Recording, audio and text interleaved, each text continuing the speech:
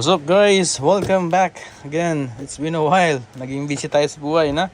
So we have two products na i-unbox natin, no? So ito yung AMO series natin na modules, okay? So yung iba nito ay nakuha na ng nagpa-reserve. Ito naman is yung mga for retail ko sa mga nagdi-DIY diyan. Ayan. Ito para sa inyo ito. Yung iba kasi diretso ng pick up sa akin eh. So nagpa-iwan talaga ako ng pwede kong ibenta para yung iba na gustong kung hindi tawag yan, nagba-box maker ay pwede rin makagawa ng DIY.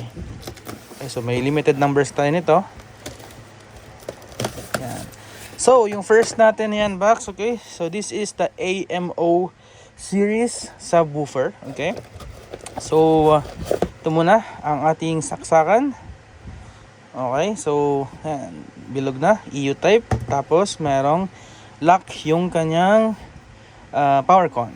Okay, so ito yung mismong box, no? Ito yung mismong unit pala, sorry. So ito rin yan, secured brad. Ito nag-request pa ako ng additional payment, kaya tagalan din ito para sa mismong unit. Ayan, naka-customize yan. Yung fan niya sa likod, mayroon pa talaga siyang uka dito. So that's when natagalan ito. This was supposed to be in Philippines nung February pa, no? Yan. So ito is for subwoofer application. Okay? Ito ay around 4, hindi nga 4 mga 3 kilograms lang siya, no? Oh, wait lang, tanggalin natin sa plastic. Yan. Okay. Yan, Brad McMahon. Ganito. Okay. So ito siya bad, subwoofer siya, application. Magkaka-review din tayo nito, full review. Ngayon, unboxing muna tayo. Okay? Tanggalin ko lang to para maka-space tayo. Yan. So ito yung back panel niya. Okay? Ito yung top panel naman niya. Yan. So sa top panel niya, ito yung volume niya. Volume knob, smooth, no? Meron siyang frequency adjustment. Okay? So yung frequency lowest frequency niya is 75 Hz, okay? Ang maximum naman niya is 180 Hz. Okay, so kung meron bang mas gusto yung mas lower pa, kasi sometimes merong iba gumagamit, no, for home cinema na application nito. Minsan may umorder sa akin, gusto nila is around 60 or 40 Hz para sa kanilang home theater. So for audio naman, ito, normally 70, 100, yun naman yung typical na gusto natin. Ito naman yung kanyang phase, no? Normal. Zoom natin. Yan. So meron siyang normal, tsaka reverse. Okay? Normal pag front firing, reverse kapag nakapaloob yung kanyang speaker direction. Okay? Meron siyang input, ito, naka-XLR type. Meron din siyang true, okay? So, pwede tayo mag-link ng isa pang subwoofer. Okay, so ang model nito, Brad, is AMO 1000S. Maximum niya is 1000 watt for 8 ohms load. At ang kanya naman, if gagamitin mo siya sa 4 ohms load, ang kaya niya is 1200 watts. But make sure, Brad, no, add tayo ng headroom. Ito pala yan. Nilagay ko na dito, pina-print ko na rin yung kanyang ratings. Lagay tayo ng headroom. So, bakit kailangan natin ng headroom, no? Kasi minsan yung speaker natin, no, pag sinabi mong 600 RMS, di naman talaga 600 RMS yan. Merong plus minus yan na tinatawag nating tolerances. Okay? And then at the sometimes, no, sa may mga mixer natin, nagbo-boost tayo ng ng lows. Okay? Tapos sa EQ natin, nagbo-boost pa tayo ng lows. Tapos meron ka pang BBE na maximizer. Di ba? So, ayun lang. Tapos, yun lang yung sa akin na at least meron kang headroom. Kasi nga, kapag naka-flat yan, okay, 1,000 watts. Tapos yung flat mo is 1,000 watts talaga. Okay lang yun. Eh, minsan nag-adjust tayo ng EQ, di ba? Minsan pag kinakapos tayo, lalo pag sa mga tipid. Normally, yung mga nagtitipid sa mga gamit, pero gusto malakas, yun yung mga bilis masisira. Kasi nga, tinitipid nila yung, alam mo yun, yung tinitipid nila yung budget nila para sa isang particular event na kailangan ng mas malakas, lalo pag mga outdoors. Okay, backside naman. Tama mo na story. Okay, so ito naman yung backside natin. So yung sa ating AMO na pang subwoofer, meron tayong fan dito. Okay, so 12 DC VDC fan. Ito naman yung loob niya. Hindi ko na mapakita sa inyo to, Brad. Okay. So, yan. So this is class D. Pero I can tell you na yung mga tawag dun, buksan ko ba? Kasi nakatali kasi ito eh. Baka pag binuksan ko okay. Power con, true. Ito yung sa kanyang switch. Okay. Ito yung kanyang in-out. Red tsaka black, no? Ito naman yung kanyang DSP na connection. Or yung ating I/O, inlet outlet port. Okay. Yung kanyang brand ng capacitor is Captop. Brad, mag-unbox na lang din naman ako, ano? Buksan na natin. Okay. Kaso ang ginamit na screw ay Phillips. Okay. So Phillips screw ang ginamit. Yan. So habang nag-unbox tayo, kwento tayo, Brad, no? Again, Brad, lagay tayo headroom. Hindi naman porque sinabi natin yung ating unit is 1000 watt RMS, no? Stick tayo sa 1000 watt RMS, sasagarin mo. Iba niyan, gagawin pa dalawang speaker. Tapos pag nasira o nasunog, sinong mahahassle, no? Mahahassle kayo magpa-ship back. Mahahassle kayo magpa-recoil ng mga voice coil nyo. Again, pag gusto nyong loud, hindi yung speaker yung dadagdagan nyo. Both amplifier and speakers ang kailangan yung idagdag. Okay. So, agit lang. Ito, Brad, kailangan nyo pa pala ng housing, no? Para ma-prevent natin yung vibrations. So, kung meron kayong box, kailangan nyo pa ng extra box dito. Lagyan nyo ng onting space para may mahigop ng hangin itong fan natin. Okay, tapos yung outlet naman ng init ng fan, iikot dito, no? Ito, higop.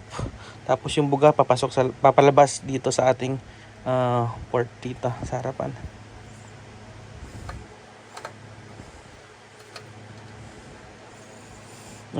Isa rin pala sa reason, guys, no, na kung bakit yung ibang products ko sa Shopee is limited or yung binibigyan ko na lang ng product nito is limited na din is kasi may mga partners na tayo ng mga box maker na gumagawa sa Philippines na dumadirect na sa akin, and hindi ko naman afford kung bumili ng alam mo yun, kasi mahal yung puhunan eh. Hindi ko kaya mag-afford bumili ng maramihan. Okay, I can buy maybe 20 or 30 units nito. Tapos minsan gusto kukunin sa akin ng mga box maker is tag 6 5 o 4 pairs ganyan. So yan, so yun, nauubusan ako. Nauunahan, syempre hindi sila babayad na sa akin in advance. Yan, so pakita ko na ito yun. Okay, tanggalin ko lang din yung fan. Ay, hindi ko matanggal yung fan, nakaano na siya. May nilagay silang pandikit para in case maalog, ayan, hindi na matatanggal yung connector. Okay, wait lang. Ayan, ayan, para makita, no? So itong unit, Brad, okay, ito yung kanyang mismong power. Okay, so SMPS. Okay, meron tayong malalaking capacitors dito, no?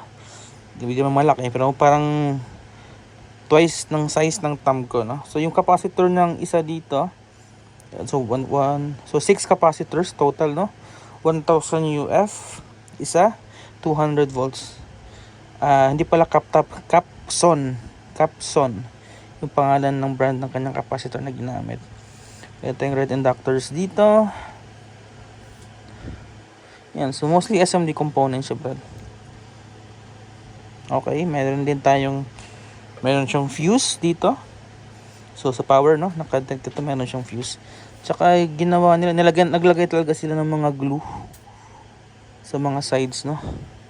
You know, may mga glue siya na clear. Akala mo lang wala, pero mayroong mga glue siya na ginamit para pag nagbabibrate sa loob is steady siya. Lalo pag nagka-transport din. Okay, meron siyang thermistor dito for thermal. Ito yung mostly pag na-overheat, ito yung puputok para maproteksyonan lahat ng unit dito. Okay, so may mga ano na pala siya, meron na pala siyang mga tawag dyan, mga glue, clear glue. Okay, so zoom ko lang ulit para makita na yan.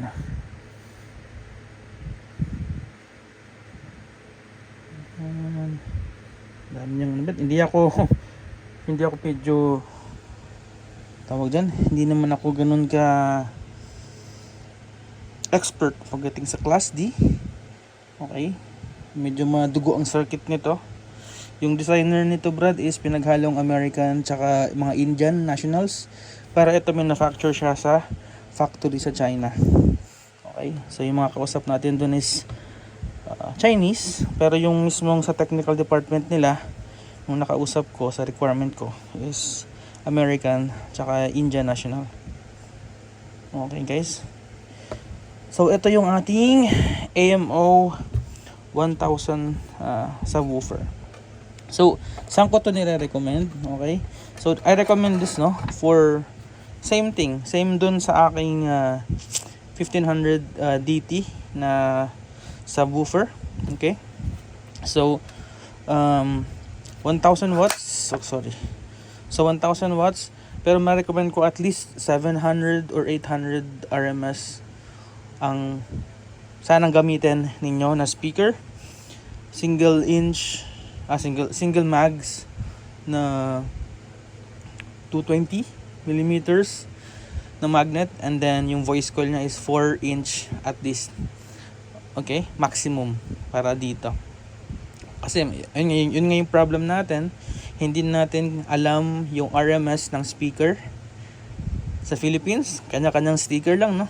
Minsan 1,200, pero parehas lang ng size ng diameter niya, parehas lang din size ng voice coil na. Okay, so yun lang ma-recommend ko. Kung hindi nyo alam talaga ang RMS ng speakers nyo, I will recommend up to 18 inches. Okay, again, 15 or 18 inches. Ang kanyang voice coil is 4 inch maximum. Ang kanyang magnet is 220 millimeters. Yung thickness, yun nga lang, hindi ko alam, kung kalimutan ko ano yung thickness na binigay sa akin ng technical specs.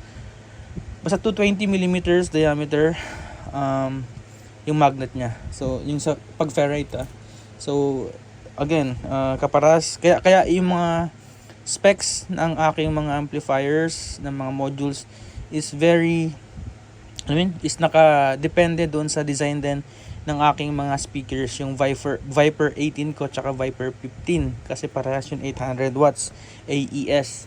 Okay, so yung RMS na nasa 600. Pero ito kaya siya talaga naka-design dito. Okay, so sa mga nagre-request ng dual speakers for one, tapos isa lang ito, hindi siya compatible, Brad. Merong specific na amplifier para sa requirement nyo. Tsaka syempre yun, mahal yun. Kasi nga, dalawa yung speakers tapos isang amplifier lang. Ito kasi, nakamono to, na para talaga dedicated sa one speaker, one amplifier. Okay? So yun talaga yung purpose nun. So, doon sa, kung gusto mong dalawa, di dalawa rin dito, ituturo mo na lang. Kasi yung price nito, Brad, is 7,500. Okay? Initially, ang estimate ko na ito, nasa 6,800 na mabibenta ko sa inyo. But, yun nga, nagpadagdag ako ng customized foam. Tsaka yung box niya, pinalakihan ko para medyo makapal yung foam. Kasi may mga shipment na dumating sa akin previously. Siyempre, lesson learned lang din, no? Tapos, nasisira nga yung unit, nagkakaroon ng dents. Okay, ito makapal to, Brad. Makapal yung backplate niya. Okay, so yun nga, nasisira yung mga kaya nagpadagdag ako extra. Ayun nga, additional cost syempre para sa safety din ng product. Kaya mura kong ibibenta sa inyo. Tulad nito, itong AMC natin, medyo manipis yung plate niyan tsaka yung heatsink niyan. So may mga times na dumating sa client natin na UP siya. Hindi naman natin, alam mo yun, hindi natin control yan eh. Although kahit di natin control, kahit yung JNT nagde-deliver niyan, tayo kasi yung, alam mo yun, product natin. Nasisisi tayo ng client. Minsan mahirap ipaliwanag sa kanila. Okay, so again, one speaker, 18-inch maximum, 4-inch voice coil, 220 millimeters diameter para sa ating speaker na compatible dito. Okay, one speaker lang, Brad. Dun tayo para iwas hassle tayo. So sa dimensions tayo, no? So dimension nito, okay, so yung dimension ng AMO natin, okay, sa millimeters tayo, Brad, SI units. So this is around 35, okay, 35 C, ano ba to? Yeah, 35 cm, okay, or 350 millimeters. 35 cm, 350 millimeters yung height niya. Yung width naman niya, okay, so width tayo, 350 by 14.5 cm or 14.5 or 145 millimeters. 145 millimeters by 350 millimeters. Okay, so yun yung kanyang length sa mga nag-design ng box. Again, Brad, no, kailangan natin, iba kasi walang di alam. May order lang na order, tapos pag salpak lang ng salpak. Kailangan natin ng housing, Brad, no. Yung housing natin dapat naka-sealed. Okay, lagyan din natin ng mga glue gun, no, kaya kung anong merong sealed, para pag nagbabibrate sa loob, hindi makapasok dito. Okay, so naka-enclosure pa siya. Lagyan nyo ng space onti, Brad, no. Let's say mga 1 inch from the fan. Yan, 1 inch from the fan. Tapos sundan nyo na lang ito. Okay, so yun yung magkakaroon ng higop. Kasi kung sagad na sagad naman yung fan natin, wala din may higop ito. Okay, so we need at least 1 inch, recommended, no, 1 to 2 inches yung distance mula dito. Tapos palagyan na lang ako doon sa may enclosure natin sa gilid, sa mga ng kahoy, ng mga, alam mo yun, mga foam or sealed. Okay, so yun lang, guys, unboxing natin, pero again mahaba, no? Kailangan kasing ipaliwanag, lalo sa mga DIYers natin, no? Yung mga box maker naman natin na pupunta sa bahay is alam naman, pinapaliwanag ko rin sa kanila kung paano natin to. Pero in terms of tawag dyan, in terms naman sa build, Brad, okay to. Honestly, the best, isa sa mga the best to na class D natin, as long as marunong tayong gumamit, no. Tapos yung marunong makinig, kung alam na nagdi-distort na yung nagdi-distort na yung mismong speaker, okay, or nagche-check kung nagki-clipping, no, nagka-sound check pa lang, che-check mo agad kung saan magki-clip, lalo pag umpisa ka pa lang, no, pag di mo pa kabisado ito at di ka pa sanay kung paano tawag diyan, magtimpla or magma-matching ng speakers mo. Kasi mostly sasabihin sa akin, okay, ito yung unit ko, tapos sige, papadala ko ito, match naman, then after few months sabihin, I will change my unit, baguhin ko yung speaker ko, hindi ko gusto yung tunog, gusto ko medyo hard pala, pinalitan. Tapos di ko na naman gusto, pinalitan na naman, ginawa ng double mugs. Tapos minsan masasunog, babalik sa akin, i-repair natin. So dalawa tayong so kaya nga umpisa pa lang dapat aware ka na kung anong unit at anong speaker yung gagamitin mo. Kaya nga nakikipag-deal na ako sa mga nagbo-box maker, para sila na yung, alam mo yun, pag mag-shoulder ko yung mga warranty sa kanila na diretso. Kasi alam nila kung paano mag-match Yun lang. Pero nag-reserve ako sa inyo nito. May 8 pieces ako na AMO 1000S. Okay? May 8 pieces ako nito. Meron din tayong for full range. So next natin i-unbox yung full range naman. So sa you guys, thank you. It's been a while, no? Pasensya na talaga. Naging busy tayo sa buhay-buhay. Thank you again sa mga nag-i-inquire. Pasensya na, matagal mag-reply, Brad, busy lang. Pero I'm trying my best, okay? May mga products pa tayong parating, okay? Yung natin, yung mga class H natin, Brad, ginagawa na. So next muna, itong full range natin, unbox natin. Makita natin yung difference.